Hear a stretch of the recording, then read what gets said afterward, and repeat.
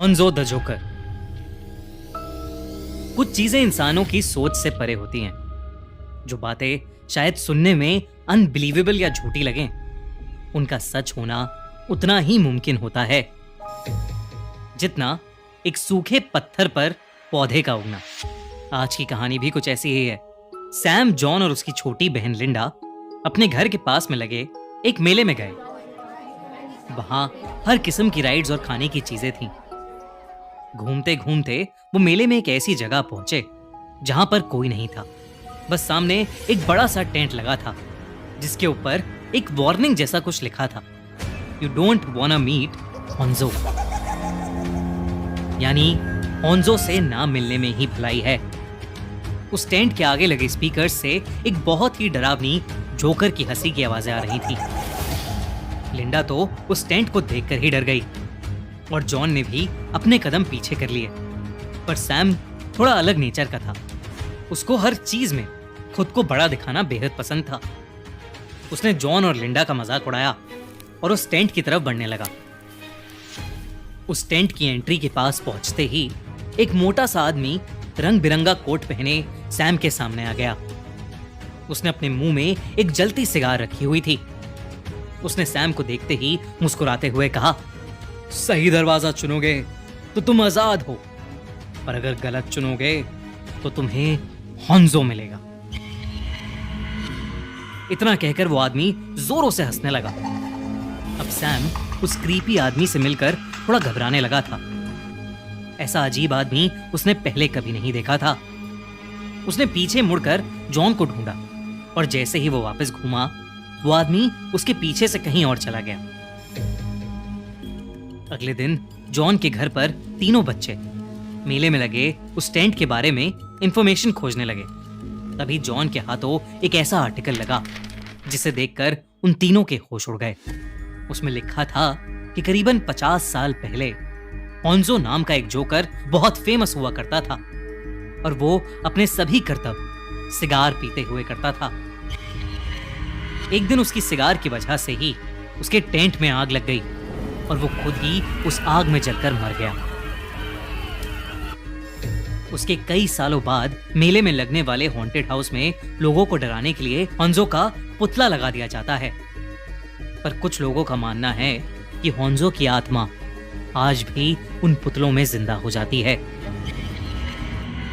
John और लिंडा के तो ये पढ़कर ही पसीने छूट गए, पर सैम ये पढ़कर जोर जोर से हंसने लगा और जॉन और लिंडा के डरने का मजाक भी उड़ाने लगा। जॉन को सैम का हंसना पसंद नहीं आया और उसने सैम को उस टेंट के अंदर अकेले जाने के लिए चैलेंज कर दिया।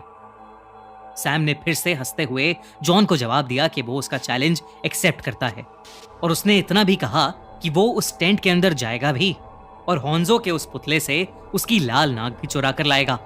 और अगर उसने ऐसा किया तो जॉन को वो जोकर की नाक पहनकर स्कूल जाना होगा। उसी रात को सैम उस मेले के भूतिया टेंट के पास चला गया।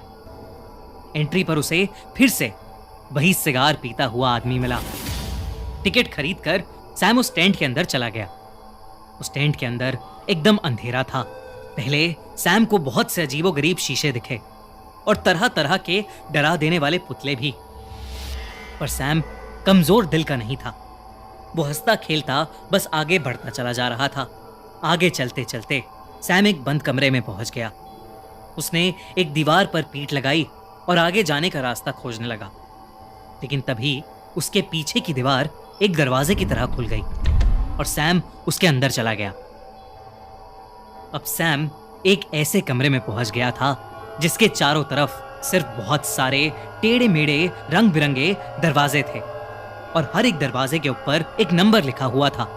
इससे पहले सैम कुछ समझ पाता, कमरे में लगे स्पीकर से एक आवाज आई, सही दरवाजा चुनोगे तो तुम आजाद हो, पर अगर गलत चुनोगे तो तुम्हें होन्जो मिलेगा। सैम 3 नंबर दरवाजे के पास गया और उसने जैसे ही उसे खोला, वो रास्ता बंद था और वहां कुछ भी नहीं था। पर बहुत देर सोचने के बाद उसने 7 नंबर का दरवाजा खोला और वो खुश हो गया क्योंकि वही दरवाजा बाहर के रास्ते का था। सैम वहां से निकलना चाहता था पर उसे जॉन से लगाई अपनी शर्त पूरी करनी थी, तो वो उस दरवाजे को ढूंढने लगा जहां होन्जो का पुतला था जैसे ही उसने 5 नंबर का दरवाजा खोला, अंदर से एक बहुत ही डरावना आदमी उसके सामने आ गया। लेकिन जब सैम ने ध्यान से देखा तो वो कोई आदमी नहीं, बल्कि सिगार पीता हुआ मोटा सा एक जोकर का पुतला उसके सामने था। कुछ सेकंड्स के लिए सैम की सांसें ही रुक गईं, पर उसने खुद को समझाया कि वो सिर्फ एक पुतला है, और उसने उस पुतले से उसकी लाल नाक उतार ली और उस लाल नाक को लेकर हंसता हुआ उस कमरे से बाहर चला गया। सैम उसी शाम जोकर की उस लाल नाक को लेकर जॉन के घर चला गया और उसे पहनाकर उस पर हंसने लगा। जॉन ने गुस्से में आकर उस लाल नाक को दूर फेंक दिया और अपने घर के अंदर चला गया। सैम अब उस नाक को ढूंढता हुआ घर के बैकयार्ड तक पहुंचा। उसे ऐसा महसूस हुआ जैसे कोई उसे देख रहा है, और अचानक से उसे सिगार जलने की स्मेल भी आने लगी। सैम ने इधर उधर नजर घुमाकर देखा, पर आसपास कोई भी नहीं था। सैम ने फटाफट से उस नाक को उठाया और अपने घर चला गया। सैम की मॉम घर से बाहर गई हुई थीं और उन्होंने उसके लिए खाना बनाकर फ्रिज में रखा हुआ था। सैम ने जैसे ही फ्रिज से खाना निकाला, उसे अपने घर के मेन डोर के बंद होने की आवाज आई। सैम घबरा गया और भागकर दरवाजा चेक करने गया, पर उसे वहां कोई भी नहीं दिखा। इसके तुरंत बाद ही सैम के घर का फोन बज पड़ा। उसने फोन उठाया तो कॉल पर जॉन था। जॉन ने उससे अपने बर्ताव के लिए माफी मांगी, और तभी बात के बीच में ही कॉल में एक अजीब सी डिस्टरबेंस आने लगी और सैम को अपने फोन में एक अजीब सी आवाज सुनाई दी, किसी के हंसने की आवाज। फोन के दूसरी ओर एक बहुत ही डरावनी हंसी की आवाज थी, बिल्कुल वैसी ही जैसी उस मेले के टेंट के स्पीकर से आ रही थी। वो हंसी सुनते ही सैम के हाथ से फोन छूट गया।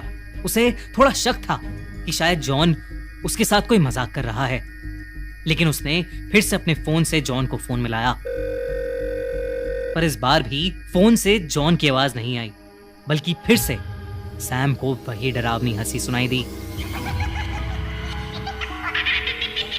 उसने तुरंत फोन काट दिया, लेकिन वो हंसी की आवाज अभी भी बंद नहीं हो रही थी, और फिर धीरे धीरे वो आवाज उसके पूरे घर में गूंजने लगी। सैम की हालत अब घबराहट के मारे खराब होने लगी थी। तभी उसने देखा कि किचन की दीवार पर लाल रंग से HONZO हॉन्जो लिखा हुआ था, और उसके पूरे घर में सिगार का धुआं भर गया था। सैम बिना कुछ देखे अपने कमरे में भागा और दरवाजा बंद कर अपने कंबल में छिप गया। सैम के मुंह से कोई आवाज नहीं निकल रही थी। कमरे में भी बिल्कुल सन्नाटा था, और तभी कोई जोर जोर से सैम के कमरे के दरवाजे को पीटने लगा। ऐसा लग रहा था मानो वो दरवाजा कुछ ही देर में टूट जाएगा, लेकिन फिर वो दरवाजा ठोकने की आवाज और वो डरावनी हंसी की आवाज एकदम से बंद हो गई। सैम की जान में जान आई और वो दरवाजे के पास गया और उसने धीरे से दरवाजा खोला। वहां कोई नहीं था, लेकिन फिर जैसे ही सैम ने अपने कमरे की तरफ दरवाजा वापस बंद किया, उसके होश उड़ गए। उसके दरवाजे पर लगे शीशे में सैम को हॉन्जो दिखा और सैम बेहोश हो गया।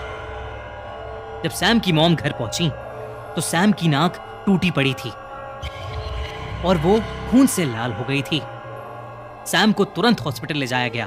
वो ठीक तो हो गया, लेकिन उसकी नाक पर उस चोट का निशान और उसके मन में हॉन्जो द जोकर का डर हमेशा के लिए रह गया।